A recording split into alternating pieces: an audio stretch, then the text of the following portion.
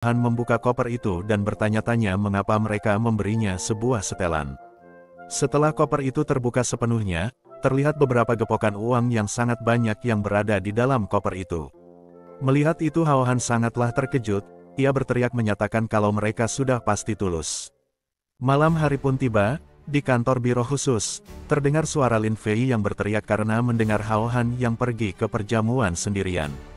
Di dalam Lin Fei terlihat berjalan dengan tergesa-gesa, ia juga sangat gelisah setelah mendengar kabar itu. Saat itu Lin Fei sedang berbicara dengan seseorang, Lin Fei bertanya pada orang itu mengapa Hao Han tiba-tiba pergi ke acara seperti itu, serta ia bertanya pada orang itu apa ada yang mengajaknya. Orang yang berbicara di ponsel itu menjelaskan, bahwa sebuah mobil dari grup Qiansheng datang untuk menemui Hao Han sore ini dan mengirimkan 3 koper. Orang itu melanjutkan, karena mereka adalah perusahaan yang terkenal di kota ini, jadi ia tidak bisa menghentikan mereka. Mendengar itu Lin Fei terdiam sesaat. Di atas sebuah gedung, petugas yang sedang menelpon Lin Fei. Lin Fei dengan sangat marah berteriak memecat mereka. Petugas yang mendengar itu merasa sangat takut dan khawatir. Di sisi lain, sebuah gedung yang sangat besar berdiri kokoh, bernama markas besar grup Qiansheng. Di dalam, orang-orang yang sudah datang di perjamuan itu, nampak sangat menikmatinya, sebagian ada yang makan, sebagian juga ada yang berbicara pada rekannya. Namun kedamaian itu tak berlangsung lama, nampak seseorang berteriak memberitahu bahwa Presiden Bao sudah datang. Mendengar itu orang-orang sangat antusias, ada juga yang memuji karena kecantikannya. Terlihat seorang wanita berambut pirang, berparas cantik dan gaun yang berwarna ungu, berjalan untuk menyambut para tamu undangan. Ia juga menjadi pusat perhatian, namun terdengar seseorang yang mengatakan bahwa kalau wanita itu adalah wanita yang menakjubkan, bukankah itu berlebihan? Di sisi lain, seorang berdasi biru merasa sangat kagum karena wanita itu mendapatkan gelar PhD saat berumur 19 tahun, dan memecahkan masalah fisika kuantum saat berumur 21 tahun. Pria yang berdasi merah itu juga menambahkan bahwa wanita yang diwariskan aset triliunan saat berumur 23 tahun itu benar-benar jenius. Ia bahkan melipat gandakan nilai perusahaan dalam waktu 1 tahun. Setelah itu nampak seorang pria tua menghampiri Bao. Pria itu dengan ramah meminta tolong pada Presiden Bao untuk memprioritaskan grup Hiosu miliknya untuk proyek terbaru tahun depan. Dengan suara lembut Bao Panji menyetujui permintaan itu serta menyuruh Paman Yan untuk tidak khawatir. Namun dari kejauhan terdengar suara yang memberitahu bahwa Tuan Muda Cao Taidi sudah tiba. Mendengar itu mereka berdua pun melihat sumber suara itu. Terlihat dari arah pintu masuk, sebuah karpet merah menggelinding membentuk sebuah jalan. Seorang pria yang melihat itu merasa takjub. Ia menduga si badut itu ada di sini lagi. Ia juga bertanya-tanya trik apa lagi yang dia akan tunjukkan kali ini. Sebuah lampu berwarna ungu menyala terang, menyorot ke arah orang-orang yang sedang dance. Nampak seseorang yang memakai baju kuning dan rekan-rekannya menjadi pusat perhatian. Dance itu terlihat sebuah penyambutan Presiden Bao. Paman Yan dan Bao Panji yang melihat itu hanya terdiam merasa kebingungan. Taidi, dengan gayanya memanggil seseorang dengan sebutan sayang serta menyambut dengan selamat malam. Sambil bernyanyi, Taidi dengan penuh antusias memberitahu bahwa ia selalu memikirkan tentangnya sepanjang siang dan malam. Ia ingin terus bersamanya, serta meminta apakah ia bisa memberi dirinya kesempatan untuk mengenalnya dengan lebih dekat. Orang-orang yang melihat itu, dengan sinis merasa kalau itu sangatlah vulgar. Dengan cepat wanita yang berada di situ menyuruh untuk memelankan suaranya, karena ayah dari bajingan itu adalah gubernur dari provinsi Guangsun. Ia melanjutkan bahwa mereka tidak bisa menyinggungnya. Setelah itu Taidi meluncur dengan skateboard di atas karpet merah membawa bunga sambil memanggil adik Bao dengan suara keras. Melihat itu Bao Panji seketika berbalik badan karena merasa risih. Dari belakang Taidi yang sedang meluncur ke arah Bao Panji, dengan suara keras memberitahu kalau ia tidak akan bisa kabur darinya, serta menyuruh untuk berbalik. Dengan tatapan penuh harapan, Taidi menyuruh Bao Panji untuk merasakan tekniknya. Ia juga meminta untuk bisa memeluknya. Namun Bao Panji tidak menganggapi itu, ia malah melihat Hao Han yang sedang makan, lalu memanggilnya. Mendengar dirinya dipanggil, Hao Han yang sedang makan mencoba menebak orang itu siapa. Saat yang bersamaan Taidi yang sedang meluncur tadi menabrak salah satu kaki Hao Han dengan sangat keras. Seketika ia berteriak dengan sangat keras karena tabrakan itu tepat mengenai masa depannya. Hao Han yang merasakan itu hanya sedikit bingung. Setelah itu Taidi dengan kesal malah mengira kalau Hao Han mencoba sengaja menipunya. ia memberitahu kalau ia tidak punya uang untuk memberinya kompensasi. Ia melanjutkan kalau ia akan membunuhnya. Kemudian Taidi memanggil penjaga untuk cepat ke tempatnya. Hao Han yang mendengar itu hanya terdiam seolah tidak peduli. Taidi dengan suara keras menyuruh penjaganya untuk melempar kepala Hao Han ke dalam toilet dan menyuruh untuk menekan flusnya. Penjaga itu sambil meregangkan tangannya mematuhi perintah itu. Namun sebelum itu terjadi, Bao Panji menghalangi tindakan itu. Ia menjelaskan pada Cao Taidi kalau ia terlalu memaksa, mencoba untuk melukai tamu terhormat jamuannya. Mendengar itu Cao merasa bingung. Ia kembali bertanya apa dia benar tamu terhormatnya. Dari belakang seorang wanita yang mendengar itu juga merasa terkejut karena ada seseorang yang Presiden Bao Panji anggap sebagai tamu terhormatnya. Pria yang berada di sampingnya juga bertanya-tanya dari keluarga kaya mana orang itu, karena ia belum pernah melihatnya sebelumnya. Dengan sangat kesal dan keras kepala, Cao tidak percaya kalau ada orang sepertinya di perkumpulan mereka. Dengan sinis Cao menyuruh Hao Han untuk memperkenalkan dirinya kalau ia tahu aturannya. Mendengar itu Hao Han sedikit terkejut, namun sebelum situasi semakin rumit, Bao Panji dengan lembut memegang tangan Hao Han dan mengajaknya untuk membawanya ke ruangannya. Tanpa Hao Han sadari tangannya ternyata terhimpit dua gunung. Cao yang melihat itu merasa sangat kesal, ia menangis karena tidak bisa di posisi itu. Saat Hao Han dan Bao Panji beranjak pergi, Cao dengan kesal akan menghajar Hao Han namun ditahan oleh penjaganya. Ia berteriak menyuruh penjaganya untuk melepaskan tangannya. Penjaga itu memberitahu kalau mereka tidak bisa menyinggung Presiden Bao, serta menyuruh Cao Taidi untuk tenang. Setelah mereka tiba di ruangan Bao Panji, nampak Hao Han sangat terpukau saat melihat ruangan Bao Panji. Saat Bao Panji akan duduk, ia memberitahu Hao Han kalau sikapnya tadi hanyalah akting, lalu menyuruh untuk tidak menganggapnya serius. Setelah duduk Bao Panji melepas stoking miliknya, dengan tatapan tajam, ia bertanya pada Hao Han apakah ia tahu mengapa ia mengundangnya ke sini. Dengan canggung Hao Han menjawab, bertanya bukankah ia mengundang dirinya ke sini untuk masuk ke guild. Di saat yang bersamaan dalam benaknya, Hao Han bertanya-tanya mengapa ia melepaskan stokingnya saat setelah ia masuk ke dalam. Ia melanjutkan bertanya apakah sepanas itu. Dengan sikap tegas Bao Panji sambil membuang stokingnya bertanya pada Hao Han, bagaimana ia bisa tahu identitasnya. Hao Han menjelaskan, untuk bisa mengumpulkan banyak orang yang putus asa dalam waktu yang sebentar, ia pasti banyak uang. Hao Han melanjutkan, ia baru saja mengalahkan Tang Xiao, dan setelah itu ia tiba-tiba menghubungi dirinya. Lalu Hao Han menyimpulkan, dengan menghubungkan dua titik ini, tidak sulit untuk menebak siapa Bao Panji. Dengan mengangkat satu kakinya ke atas kursi, dan dengan senyuman tipis, Bao Panji memberitahu kalau ia suka berurusan dengan orang cerdas. Ia menambahkan kalau Hao Han benar ia adalah ketua dari Guild Bulan Perak. Setelah itu Bao Panji menyampaikan kalau ia sekarang mengundang Hao Han untuk masuk ke guildnya, lalu menyuruh untuk menyebutkan harganya. Dengan santai Hao Han memberitahu kalau 5 miliar yang tadi sore ia beri sudah cukup untuknya. Ia juga menambahkan kalau dirinya tidak terlalu membutuhkan uang. Dengan tatapan tajam, dan sambil menggebrak meja Hao Han menjelaskan kalau Bao Panji ingin ia bergabung ke guildnya. Namun sebelum ia melanjutkan, ia menatap Bao Panji dengan penuh rencana. Ia memberitahu kalau ia ingin dirinya masuk ke guildnya ia harus menawarkan sesuatu yang lebih menarik untuknya. Setelah mendengar syarat dari Hao Han, Bao Panji justru menunjukkan ekspresi puas. Ia merasa pria di hadapannya memang layak dianggap lebih unggul dibanding lawannya terdahulu, Tang Xiao. Keyakinannya semakin kuat ketika melihat keberanian Hao Han untuk bernegosiasi dengannya secara langsung. Hao Han tidak tinggal diam. Dengan percaya diri, ia menyatakan bahwa pria yang disebutkan Bao Panji bahkan tidak berada di level yang sama dengannya. Ucapan itu keluar tanpa ragu, menunjukkan bahwa Hao Han tahu pasti kemampuannya jauh lebih tinggi. Melihat antusiasme Hao Han, Bao Panji mulai menyinggung topik yang lebih serius. Ia bertanya sejauh mana pengetahuan Hao Han mengenai sebuah game yang dikenal sebagai Apokalipse. Game misterius yang selama ini menjadi pusat perhatian para pemain elit. Hao Han dengan tenang mengakui bahwa dirinya tidak terlalu paham, dan meminta penjelasan lebih lanjut. Bao Panji pun segera berdiri, tubuhnya condong ke depan, menunjukkan betapa seriusnya pembicaraan yang akan ia lanjutkan. Bao Panji menjelaskan bahwa sejak game Apokalipse pertama kali mencuat ke permukaan, dia telah mengikutinya dari dekat. Dia mencoba berbagai cara untuk menggali informasi, namun hasilnya selalu nihil. Sang developer game bahkan dianggap sebagai seorang jenius yang sulit dilacak jejaknya.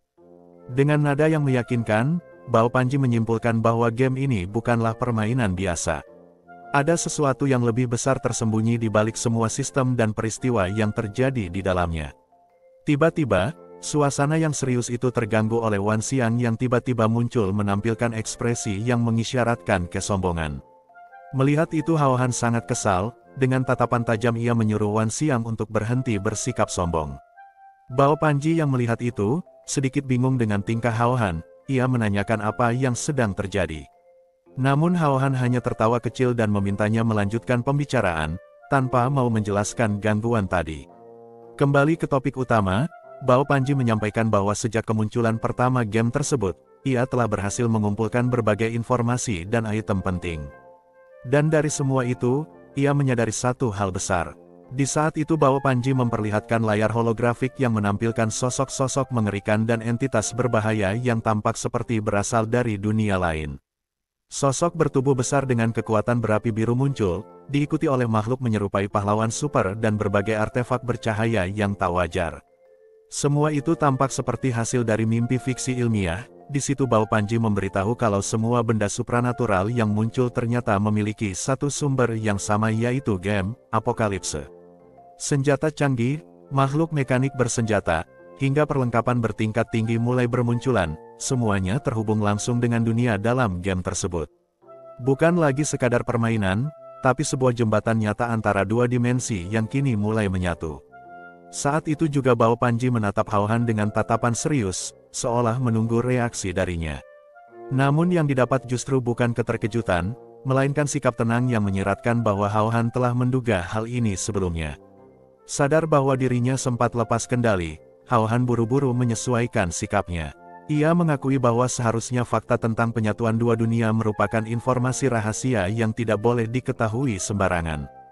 Bao Panji pun melanjutkan, ia menjelaskan bahwa meskipun informasi ini mungkin tidak terlalu mengejutkan, namun dari hasil penelitiannya terhadap game Apokalipse, ia telah mendapatkan sesuatu yang sangat penting, pengetahuan tentang waktu dan lokasi penurunan berikutnya. Hal tersebut tentu mengundang pertanyaan dari Hao Han. Bagaimana mungkin seseorang bisa mengetahui lokasi pasti dari penurunan benda supranatural, padahal seharusnya itu terjadi secara global dan acak.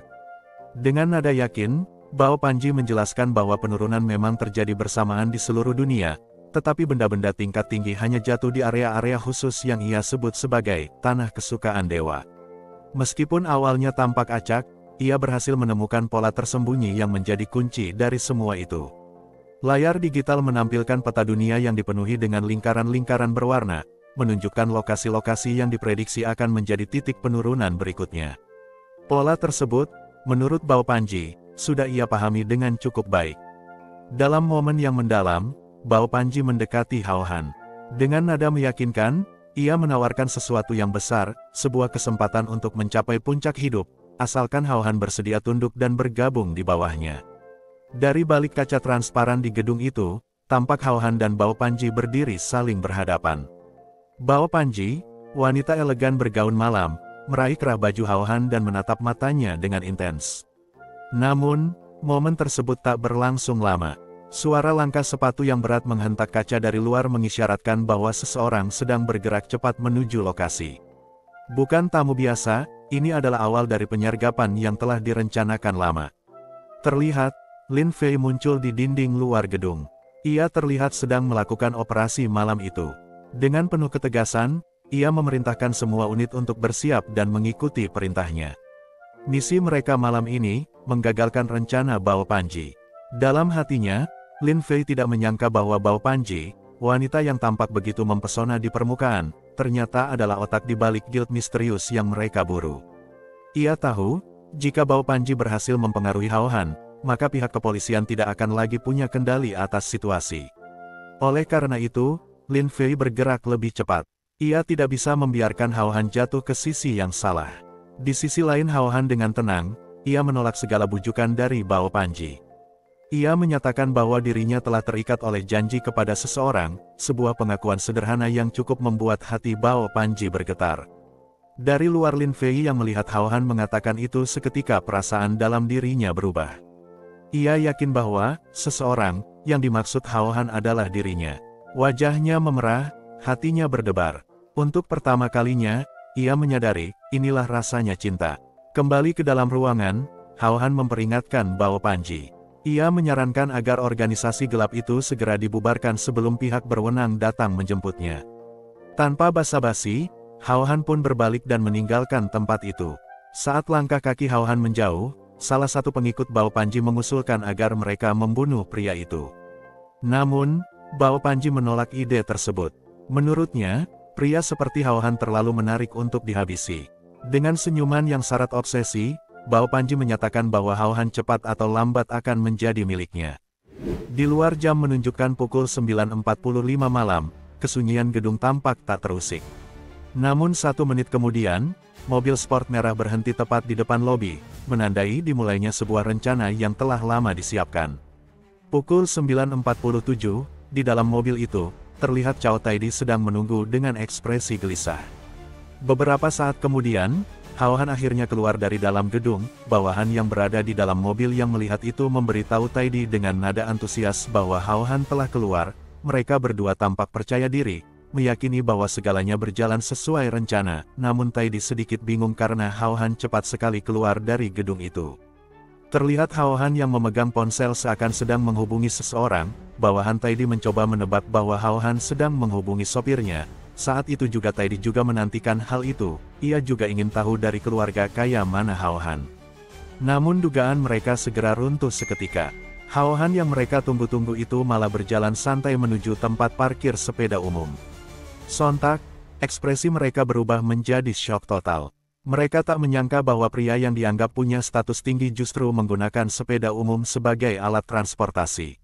Reaksi emosional pun tak terhindarkan, di situ Taidi langsung meluapkan amarahnya, merasa harga diri dewinya tercemar. Ia memerintahkan bawahannya untuk segera bertindak. Mobil pun dinyalakan, suara mesin meraung keras, ban berputar dengan kekuatan penuh. Namun anehnya, kendaraan itu tidak bergerak sejengkal pun. Pengemudi panik dan segera menginformasikan bahwa pedal gas telah diinjak sekuat tenaga. Keganjilan mulai terasa. Saat itu juga, mereka menyadari ada sesuatu yang tidak beres. Bawahannya menoleh ke belakang dengan wajah penuh teror. Di belakang mobil, berdiri sosok berotot dengan postur mengintimidasi. Tubuhnya tegap seperti patung dalam cahaya malam. Suasana berubah drastis. Lampu rem bersinar terang, namun mobil tak juga bergerak.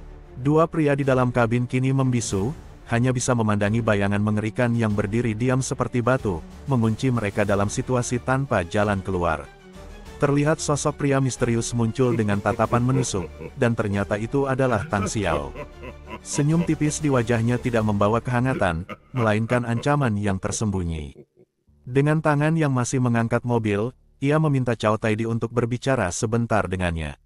Sementara itu, di tempat lain yang lebih tenang, bulan sabit menggantung rendah di langit malam, mengawasi sebuah rumah sederhana yang masih menyala. Di bawah atap itu, Hao Han kembali pulang dengan langkah lesu.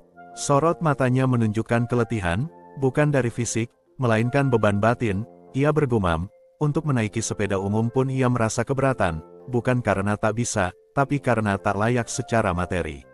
4 yuan, jumlah yang kecil bagi banyak orang, namun bagi Hao Han, itu mencerminkan kenyataan hidup yang sedang ia jalani. Setibanya di pintu, tubuhnya sedikit terhuyung, namun sebelum ia sempat masuk lebih jauh, langkahnya terhenti oleh suara lembut dari dalam rumah. Lin Fei yang mengenakan pakaian santai dan senyuman yang hangat, menyambutnya dengan segelas air. Dalam kesederhanaannya, perhatian wanita itu menyiratkan sesuatu yang lebih tulus dari sekadar keramahan. Hao Han menerima air itu dengan bingung, campuran antara syukur dan malu. Rasa hausnya kalah oleh kegugupan yang muncul dari dalam dirinya sendiri. Sementara itu, Lin Fei tampak memperhatikan tubuhnya yang berkeringat, dan mulai menyadari satu hal, udara dalam rumah itu semakin tidak nyaman. Dengan gerakan alami namun mengejutkan, ia mulai mengangkat sedikit bagian bawah bajunya, mengeluh tentang AC yang rusak. Gerakan itu membuat suasana menjadi canggung, melihat itu Hao Han sedikit terkejut disertai wajah memerah. Di tengah interaksi mereka yang semakin intim, Lin Fei tiba-tiba menunjukkan kepedulian pada pemuda tersebut. Dengan tangan yang lembut, dia menyentuh wajahnya dan menanyakan kondisinya. Ekspresi Hao Han tampak gugup dan kebingungan, namun dia mencoba tetap tenang dan balik menanyakan keberadaan Ren Junqi dan Jin Liu. Mendengar pertanyaan Hao Han seketika Lin Fei memukul tembok yang berada di belakang Hao Han. Ia menjelaskan bahwa Ren Junqi dan Jin Liu sedang keluar untuk memperbarui kartu identitas. Kini hanya mereka berdua yang berada di rumah. Dalam suasana yang agak menggoda, ia memberikan peringatan samar, seolah ingin agar Hao Han bersikap manis, karena jika tidak, konsekuensinya bisa lebih dari sekadar omelan biasa. Gerak tubuh dan sorot matanya menunjukkan bahwa dia menginginkan respons yang jelas. Di situ Hao Han akhirnya pasrah dan menunjukkan ekspresi bingung sekaligus ketakutan. Saat suasana mulai memanas, Lin Fei secara tiba-tiba mengumumkan bahwa dia telah memutuskan memberikan hadiah spesial kepada Hao Han atas keberaniannya malam ini. Dengan gerakan berani, dia mengangkat bagian bawah kausnya, membuat suasana menjadi semakin canggung dan membara. Namun, momen tersebut seketika dihancurkan oleh kemunculan ancaman mendadak. Dari langit malam yang tenang, sebuah rudal meluncur dengan kecepatan tinggi menuju bangunan tempat mereka berada.